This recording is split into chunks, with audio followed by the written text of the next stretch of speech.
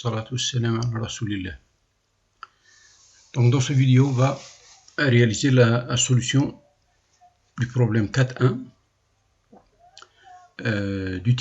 du problème 1 du type numéro 4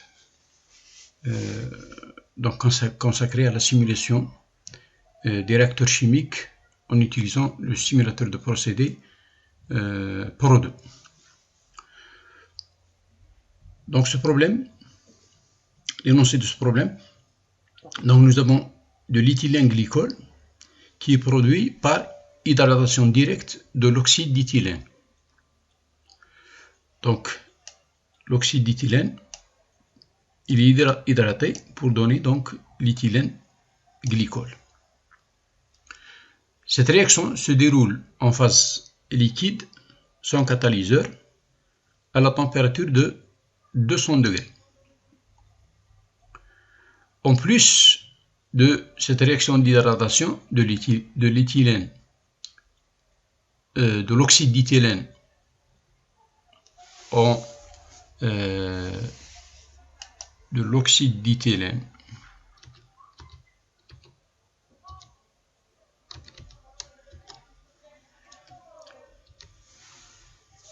éthylène glycol, son hydroxyalkylation ultérieure, c'est-à-dire l'hydroxyalkylation de l'oxyde d'éthylène.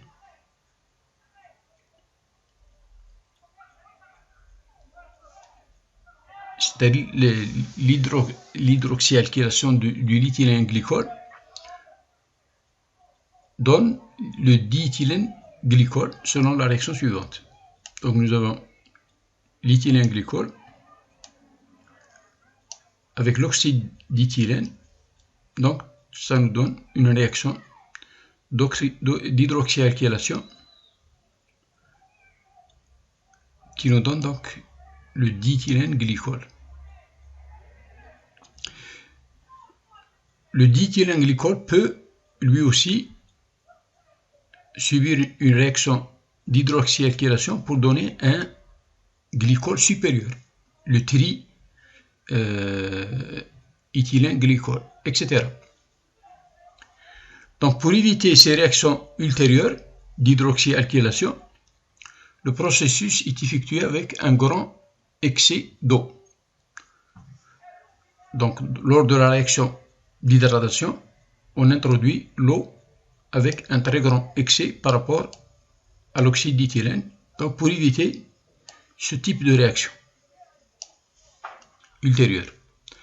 Donc dans cet exemple, nous considérons la réaction principale d'hydratation ainsi que la réaction secondaire qui nous donne le diéthylène glycol.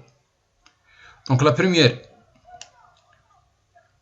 elle a une conversion de 95% de l'oxyde d'éthylène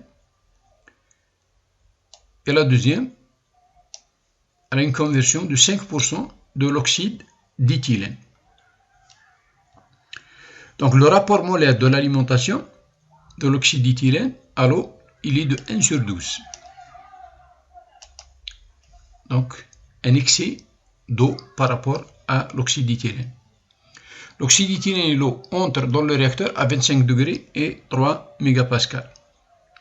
La température du réacteur elle est de 200 degrés et la pression elle est de 3 mégapascales. En utilisant PRO2, on veut calculer la composition du fluide produit, la puissance thermique, donc si on traite un débit d'oxyde d'éthylène de 100 kmol par heure, et la chaleur de la réaction à 25 degrés et la pression de 101,3 pascals, c'est-à-dire à cet état de référence de 25 degrés et en atmosphère, ou bien 101,325 kPa, et la phase de référence liquide. Donc ce problème, vous pouvez le trouver dans le livre de Juma Haidari, Chemical Process Design and Simulation, Aspen Plus and Aspen Axis Applications. Donc vous le trouvez la page 137. la page 102, la page électronique 137. Donc vous avez ici l'exemple qu'on a cité.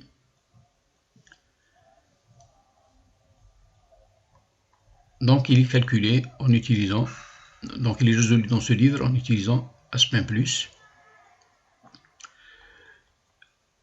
Donc dans la solution de ce problème, on utilise la méthode thermodynamique NRTL, RK.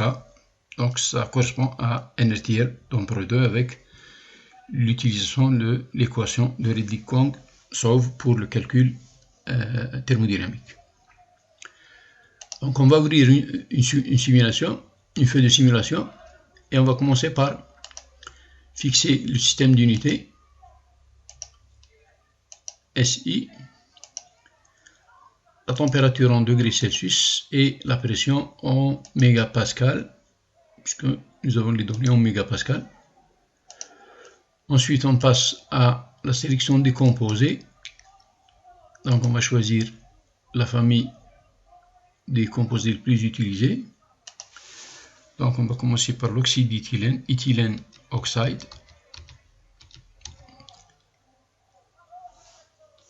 Voilà. L'eau.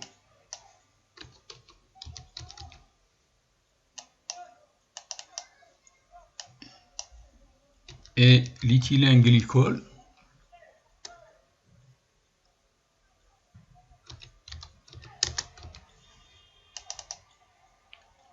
Et le diéthylène glycol.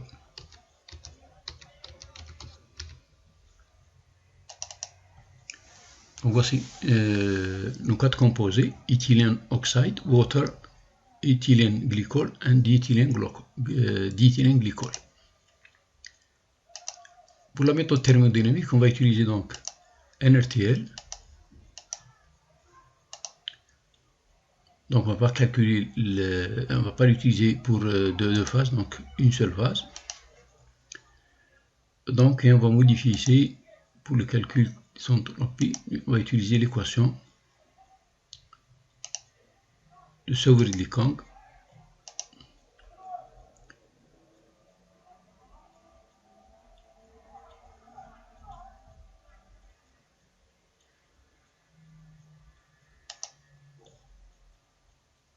OK.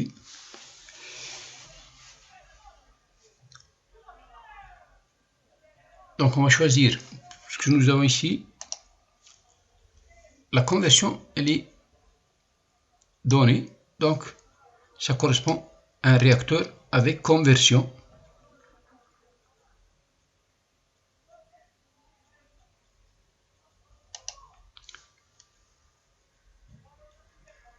Conversion reactor.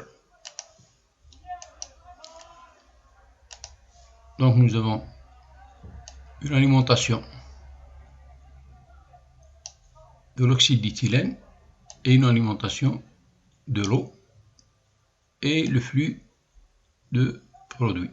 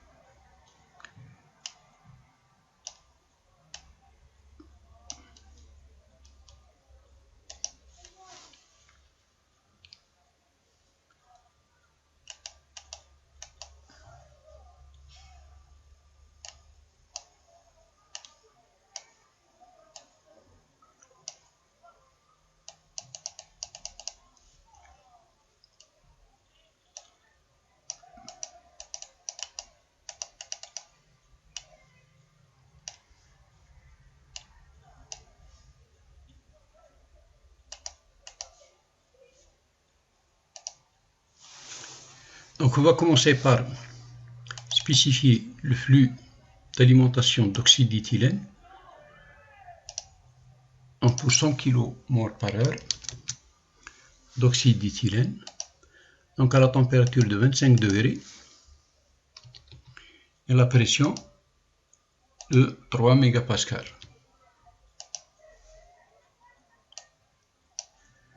Le flux S2, c'est le flux d'alimentation en eau. Donc pour un rapport de 1 sur 12, c'est-à-dire pour 100 kmol d'oxyde d'éthylène, nous avons besoin de 12 fois ce débit. Donc ça fait 12 par 100, ça fait 1200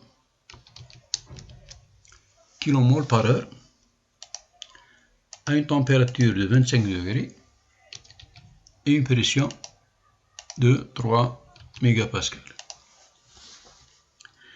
Donc on passe maintenant à la spécification du réacteur de conversion.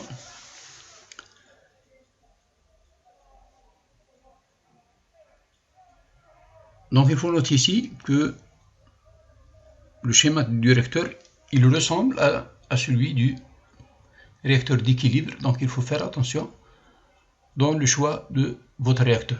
Donc c'est un réacteur de conversion, ce n'est pas un réacteur d'équilibre. Donc il faut faire différence entre ces deux réacteurs. Donc avant de spécifier le réacteur, on va définir nos réactions chimiques. Donc pour définir les réactions chimiques, on utilise reaction data, c'est-à-dire ou bien input reaction data.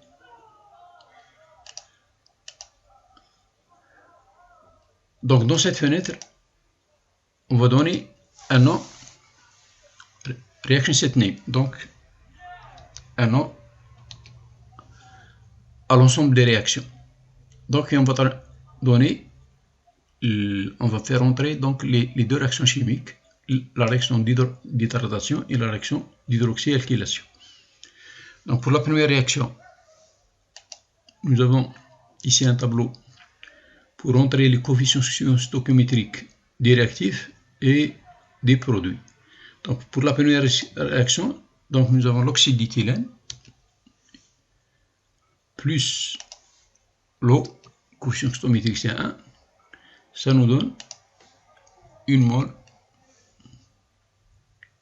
d'éthylène glycol. Donc pour voir si la réaction est équilibrée, donc on clique ici, on voit la réaction elle est donc équilibrée, donc soit par formule chimique, soit par nom. Éthylène oxyde, l'eau, éthylène glycol, ou bien par formule chimique. Donc nous avons la première réaction. Pour la deuxième réaction, donc on fait entrer le 2 pour la deuxième réaction. Donc de la même manière, on fait entrer les coefficients stoichiométriques de la deuxième réaction. Donc pour les réactifs, nous avons l'oxyde d'éthylène qui réagit avec l'éthylène glycol pour donner le d'éthylène glycol. Donc c'est une réaction équilibrée. Ok, donc oxyde d'éthylène plus l'éthylène glycol nous donne d'éthylène glycol. Ok. Ok. Maintenant on va passer à la spécification du réacteur. Donc pour ce réacteur, on a besoin de spécifier la stoichiométrie de la réaction. Donc on fait entrer la réaction. Donc notre réaction, on lui a donné le nom R1. Donc on fait entrer R1. Ensuite, la température du réacteur elle est de 200 degrés. Donc c'est une température fixe, c'est un réacteur isotherme. Les conditions sont des conditions de température fixe. Donc on va fixer la température à 200 degrés.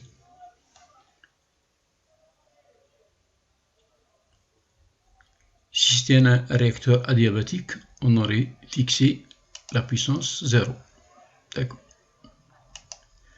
Donc la température est de 200 degrés. Et pour la pression, par défaut, la chute de pression égale 0, on peut la laisser 0, ou bien on peut spécifier la pression du réacteur 3 mégapascales.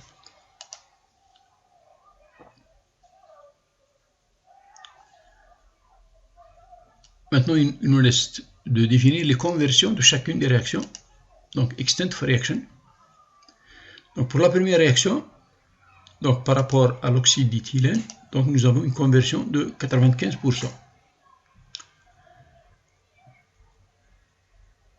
Donc, la conversion elle est donnée sous forme de cette équation en fonction de la température, puisque nous avons une conversion fixe, c'est-à-dire le coefficient B et le coefficient C sont égaux à 0 et le coefficient A est égal à 0,95. Donc on fait entrer 0,95.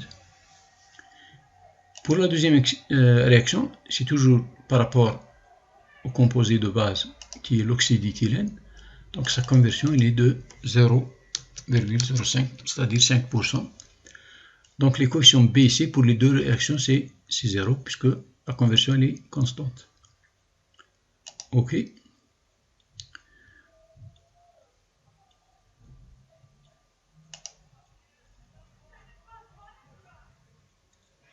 On peut ici spécifier le chemin de calcul de le calcul du bilan enthalpique. OK.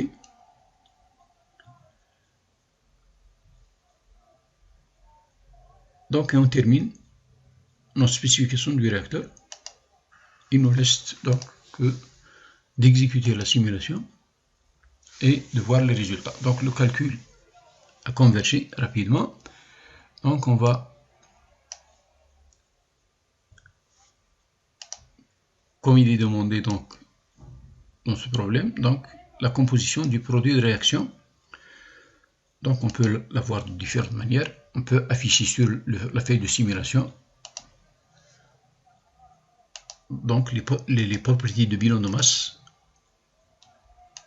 material balance list du flux de sortie.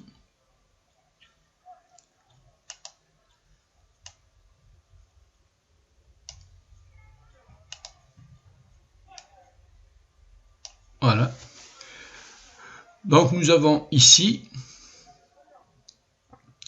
la composition du bilan du flux de sortie. Donc nous avons un débit molaire de 1200 kmol par heure avec cette composition, donc qui ne contient pas d'éthylène oxyde, c'est-à-dire l'oxyde d'éthylène est converti à 100%, donc il ne reste plus.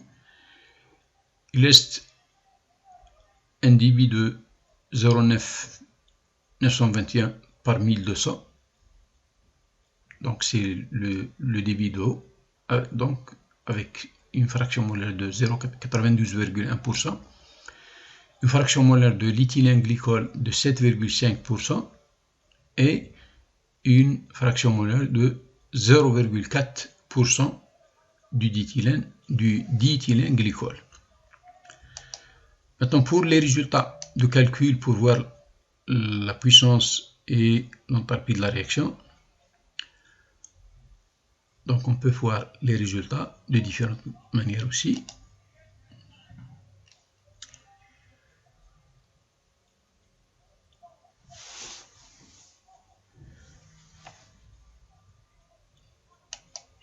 Donc nous avons une puissance du réacteur, elle est de 8,79 10 puissance 6 kJ par heure. Et nous avons une enthalpie de la réaction, heat of reaction,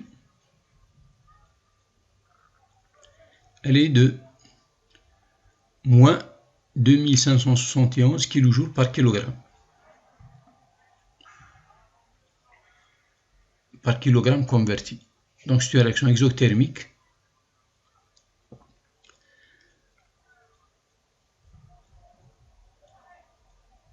Donc on peut voir les enthalpies du produit, des réacteurs et de l'alimentation et les produits à l'état de référence. les enthalpies à l'état de référence de l'alimentation et du produit. C'est à l'état de référence, donc la différence de la chaleur de la réaction, et conversion reactor feed enthalpie, donc à l'état de 200 degrés.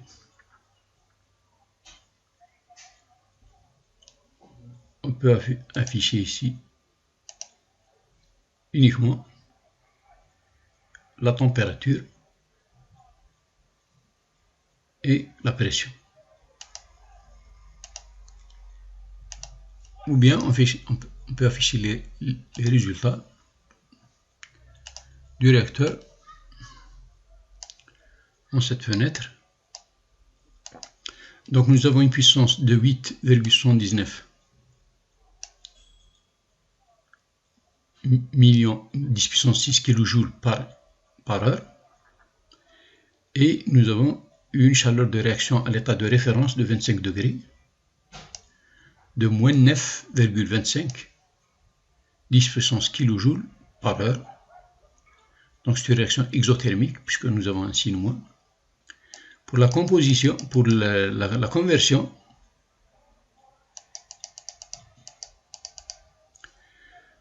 donc nous avons 100 kmol par heure d'oxyde d'éthylène qui est converti à 100%, donc une conversion de 100%, ou bien la fraction convertie est de 100%.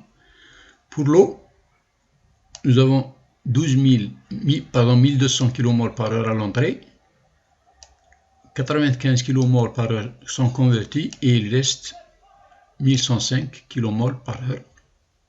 Donc ça représente une conversion de 7,92%. Donc nous avons une production de l'éthylène glycol de 90 kmol par heure et de 5 kmol par heure d'éthylène glycol.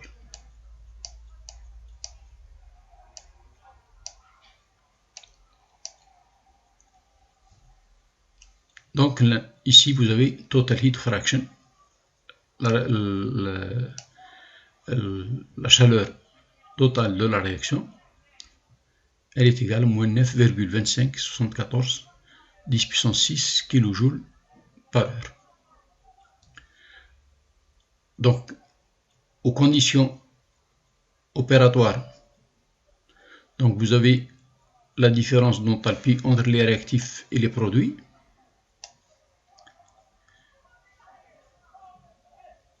Et aux conditions de référence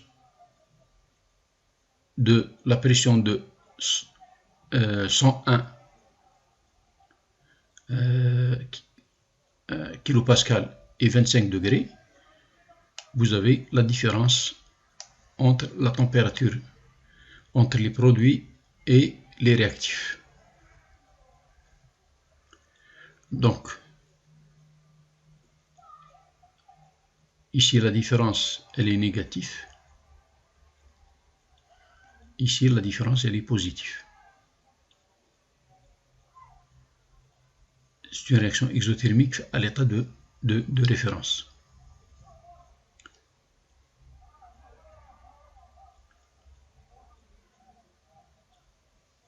Donc, de 25 degrés, ici, les réactifs sont 25 degrés et la température est de 100 degrés. Par contre, ici, c'est l'état de référence de 25 degrés. Donc, vous avez l'enthalpie. La pression ici, c'est 101,3 kPa. Ici, c'est la pression, c'est 3 mégapascal. Donc, vous pouvez comparer on peut comparer les résultats avec les résultats de la résolution de ce problème en utilisant donc Aspen+.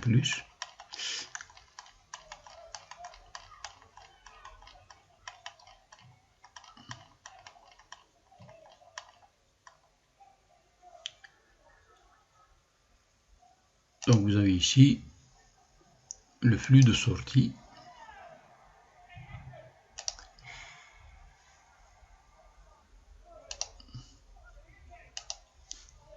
Et vous avez ici les compositions du flux de sortie. Donc la composition molaire. Donc vous avez 0,92% pour l'eau.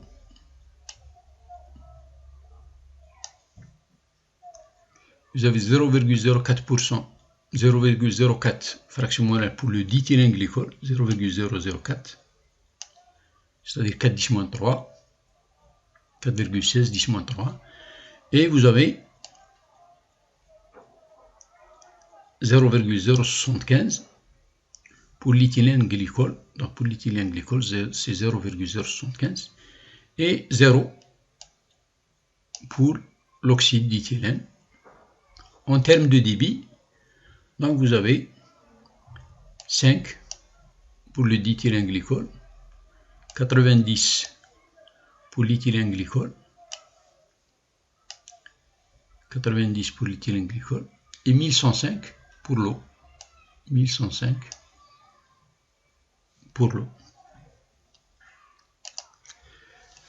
Donc avec ceci, on termine la réponse pour la simulation donc de ce problème 4, le problème 1 du type numéro 4.